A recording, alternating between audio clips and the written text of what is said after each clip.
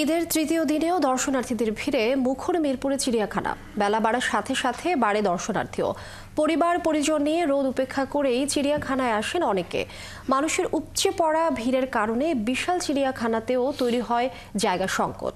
খাবার পানি ও পয়ঃনিষ্কাশনের ব্যবস্থা নিয়ে অভিযোগ করেন দর্শনার্থীরা। তবে চিড়িয়াখানা কর্তৃপক্ষ জানায় দর্শনার্থীদের সেবা দেওয়ায় সর্বোচ্চ চেষ্টা করছেন তারা। ফয়সাল রয়েলের প্রতিবেদন। চিড়িয়াখানার মূল ফটকের সামনে টিকিট কাউন্টার থেকে শুরু করে প্রবেশদ্বার সবখানে মানুষের দীর্ঘ লাইন। প্রখর রোদেও আনন্দের কোনো কমতি ছিল না দর্শনার্থীদের।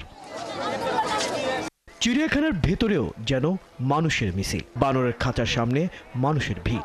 গরমে অতিষ্ঠ বানরদের চেষ্টা ছিল ছায়ায় স্বস্তি খোঁজার। টানা 3 দিন ধরে হাজারো মানুষ দেখতে দেখতে নিস্তেজ বাঘমামা। টেবিলের উপরই ঘুমে অচেতন এই বাঘ শাবক। বাঘ দেখছি, গাধা দেখছি, আর অনেক কিছু দেখছি। হাতি বলো, হাতি দেখছি। তোমার কাছে কেমন লাগে?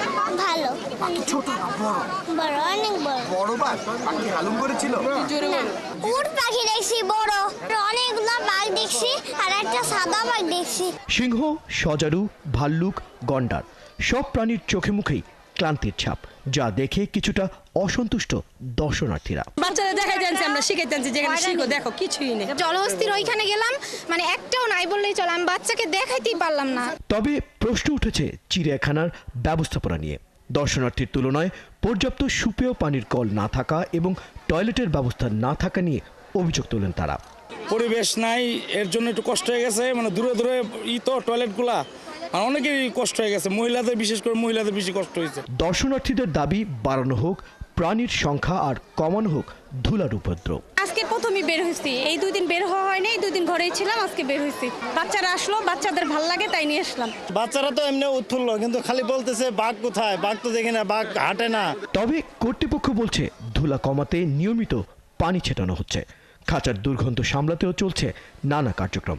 আগামীতে টয়লেটের সংখ্যা বাড়ানো হবে বলেও জানিয়েছেন তারা।